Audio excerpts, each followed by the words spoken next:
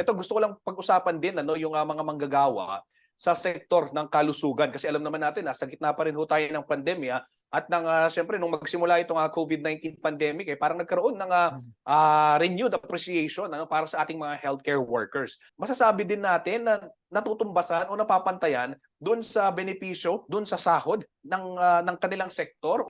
Oo, maraming problema nga dito. Unang-una yung halimbawa, yung one COVID-19 allowance, yung OKA nila. May mga manggagawa tayong health worker na isang taon na hindi pa nila natanggap yung yung OKA nila, no? So, yan po, maraming ospital sa Metro Manila. Last week, nagtipon-tipon at siyempre ay nananawagan sila sa gobyerno na i-release na sa kanila yung kanilang one COVID-19 allowance na natagal na pong nakabinbin. At titingnan din natin siyempre, napakababa po ng sahod ng mga manggagawang health worker natin.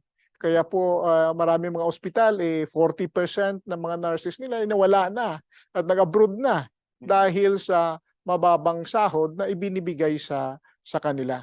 So, kinilala natin na bayani sila, nilalagay natin sa billboard. Pero ano yung karampatan na mga pagpapahalaga mo naman sa pamamagitan ng pagdagdag ng sahod nila? Dahil lalo pa nung panahon ng pandemya, napakatindi ng exposure nila. Actually, marami pong namatay na mga health worker tsaka frontliner natin sa panahon po na yan. Ano po? Ito naman gusto kong puntahan itong isang usapin ngayon. Alam naman ho natin na yung technology, simula no actually matagal na pero itong nagkaroon ng pandemic talagang parang bumilis yung paggamit o yung pag-develop ng technology. Marami sa ating mga proseso isinasaalang-alang na lang natin o nakasandig sa teknolohiya. Nariyan pa yung nauusong artificial intelligence o AI, di ba? May mga gumagamit din na develop yung mga robot, etc. ganyan.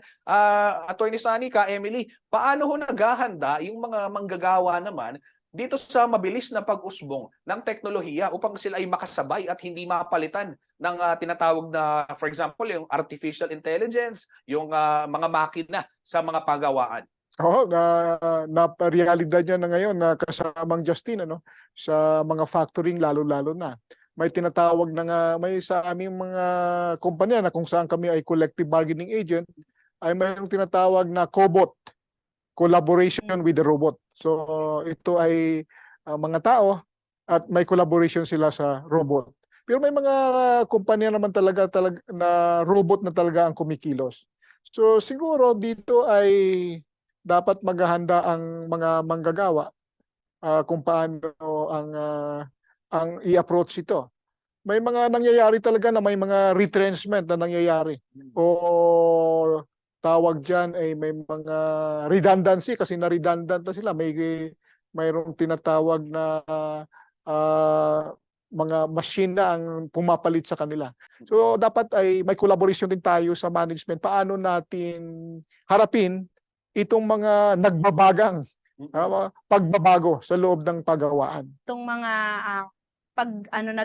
kakaroon ng advanced na technology na to na kung saan ay ginawa rin ng manggagawa na dapat hindi siya nagiging kalaban ng manggagawa sa panahon na sa kanyang produksyon, di ba? Kasi ginawa mo siya para sana mapagaan yung trabaho mo Pero mangyayari kung matatanggal ka dahil lang dito sa usapin ng pagkakaroon ng cobot o mga robotics sa loob ng pabrika, parang hindi siya magiging tama sa paningin ng mga manggagawa at even sa ekonomiya natin. Ayan, mga kabalen, mga karehyon, paubos na ho ang ating oras. Pero sa puntong ito, samantalahin ko lamang, hingan ko ng mensahe itong ating mga bisita, mga leader manggagawa, para syempre sa mga kapwa natin manggagawa, ngayong pagdiriwang ho natin ng pandaigdigang araw ng mga manggagawa. Una po, nananawagan tayo sa lahat ng mga kapwa natin manggagawa, lalo na po dito sa Central Luzon. Ano man po yung ating kinabibilangang organisasyon, ano man po ang ating union na kinabibilangan. Panahon na po upang panahon na para ibandila naman natin, iparinig natin sa gobyerno natin yung mga usapin at mga kahilingan ng mga manggagawa. Kasi mas malakas na boses dapat mas makikinig siguro ang gobyerno natin. Po mag-organisa tayo, magbuo tayo ng mga unyon para ang mga benepisyo na hindi kayang ibigay ng ating gobyerno ay makukuha natin sa pamamagitan ng pakipagtawaran at hanggang sa makuha natin ang isang makabuluhang collective bargaining agreement. So yun, mag-organisa tayo at wag nating kakalimutang isulong lagi ang kagalingan at interes ng mga manggagawa. Thank you po. Yan, maraming salamat ka Emily Pajardo, ang Secretary General ho ng Alyansa ng mga manggagawa sa Bataan Alliance of Labor Association. At Attorney Sani, kayo naman ho, ano ho yung inyong mensahe sa pamahalaan, sa ating mga kababayan ngayon pong International Labor Day? Kasama kami doon sa panawagan na dapat mag-organisa ang mga manggagawa. Alam naman natin na ating gobyerno ay hindi labor government, kaya huwag tayong masyadong umasa. Kaya dapat umasa tayo sa pag-uorganisa ng ating hanay para mas lalong malakas at lalo tayong pakinggan ng ating pamahalaan. Siyempre, nananawagan din po tayo sa pamahalaan na i-address itong mga issue na dinadala ng mga manggagawa, ang pagtataas ng sahod, yung kasiguruhan sa trabaho, at siyempre, irerespeto yung karapatan ng mga manggagawa. At nanawagan din tayo sa ating mga employer na dapat huwag naman nilang gipitin yung mga manggagawa na nag-oorganisa ng unyon. Sa ating labor code ay sinasabi na yung trade unionism ay siyang instrumento para sa social justice at para i-enhance ang demokrasya sa Pilipinas.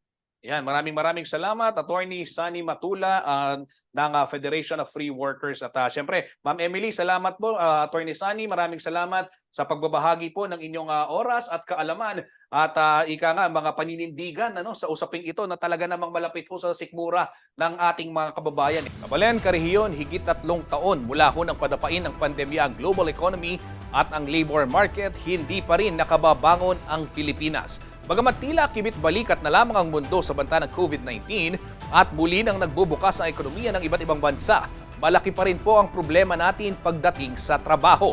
Patuloy ang paghihirap ng mga Pilipinong manggagawa dahil sa kasalukuyang economic crisis na direktang nakaaapekto sa pamumuhay ng bawat Pilipino. Konkretong halimbawa po ngayon ay yung problema ng mga manggagawa sa malagintong presyo ng langis at ang patuloy na pagtaas ng presyo ng basic goods gaya na lamang ho ng bigas at maging ng itlog. Hindi ko lang po ito opinion ito rin ang saloobin ng mga ordinaryong Pilipinong manggagawa. Yung hindi sapat na sweldo dahil sa taas ng bilihin. Para lang pong sweldo ng ng teenager, yung walang pamilya. Kahit may pamilya, hindi rin sasapat dahil sa mahal nga ng gastusin magmula sa gasolina, bigas, tsaka sa mga kung anong kailangan na pangailangan ng tao. Lahat naman tumaas eh. Sahod lang sa maliit. Pwede naman yung sahod ko yan, kaso lang ang mababa. Walang OT, tapos walang regular. Hindi ka magre-regular, kahit matagal ka. Yung commute po, lalo na po sa Clark, kasi po, ayun po. Tapos yung minsan po kasi, kapag pauwi po, ang hirap po ng jeep, ganyan. Yun na po yung unang-unang problema po ng... Kasi po sa mga kasama ko po, yung low salary, ibang benefits na dapat na... Ngayon po, wala po kasi kaming benefits eh. Hindi po lahat baga required sa amin. Kung nasa sayo kung magano ka ng benefits, pero hindi talaga totaling mandatory. Andyan pa rin ang usapin sa ENDO. Sa ilalim ng labor practice na ito, walang benepisyong mga manggagawa at walang seguridad na may trabaho pa sila pagkatapos po ng 5 buwan. Problemado rin ang mga healthcare workers natin. Tinawag natin silang mga bayani, lalo na ngayong may pandemya. Pero parang hindi naman daw nasusuklian ang mga sakripisyo nila. Maliban kasi sa hazardous workplace, hindi rin sapat ang kompensasyong kanilang tinatanggap sa pribado man o pampublikong ospital. Kaya marami ho sa kanila pinipili na lamang mga ibang bansa. Bagay na parang pinipigilan pa ng pamahalaan dahil sa mga binababang deployment ban sa mga healthcare workers. Usapin din ang yung union busting at patuloy na pananakot at pagpatay sa mga trade unionist. Kahit pa nakasaad sa ating saligang batas na karapatan natin bilang Pilipino ang mag-organisa. Ayon ho sa datos ng Public Service International, isang Global Union Federation of Workers in Public Services, nakapagtala ang Pilipinas ng 360 na kaso ng violation of freedom of association sa ilalim po ng nakaraang administrasyon ni Pangulong Duterte. Kabilang ho dito yung extrajudicial killing ng 16 na unionista. Sa ating naging diskusyon kasama ang labor advocates na sina Attorney Sonny Matula at Ka Emily Fajardo, maraming mga suliraning paggawa ang inilatag na dapat solusyonan agad ng gobyerno. Una, matagal nang iniinda ng mga manggagawa ang sahod. Ang mas malaking usapin dito ay hindi kung mayroong trabaho, kundi kung nakabubuhay ba ang sahod ng mga nagtatrabaho. 570 pesos po ang minimum wage sa Kamaynilaan, 460 pesos naman dito sa Central Luzon. Ayon ho kay Atty. Matula, mas maganda na pantay-pantay na lang sana ang sweldo sa kalahang Pilipinas dahil tumataas ang presyo ng bilihin sa buong bansa. Pare-pareho naman ang sitwasyon ng mga manggagawa. Ikalawa, tabu pa rin kung ituring ang pag-organisa o pag-uunyo ng mga manggagawa. Nariyan pa ang red tagging, nariyan din ang pangtotrol, at yung extreme cases naman ay yung pagpaslang pa sa mga unionista. Protektado ho ng saligang batas ang karapatan ng mga manggagawa na mag-organisa, pero nagkukulang ata ang proteksyon para sa mga labor leader na nagsusulong ng karapatan ng mga manggagawa. Ikatlo, kulang ho sa konkretong pro-labor policies and programs ang gobyerno. Ani Ka Emily, bakit kinakailangan pang kalampagin ang pamahalaan para tulungan ang mga manggagawa? Bakit hindi ito magkusa? Tuwing May 1, pinagdiriwang ho natin ang Labor Day. Hindi lang po ito holiday, hindi lang ito araw na makapagpapahinga ang mga manggagawa. Isa itong paalala sa kahalagahan ng Filipino workers sa ating lipunan, kaya naman dapat pahalagan sila.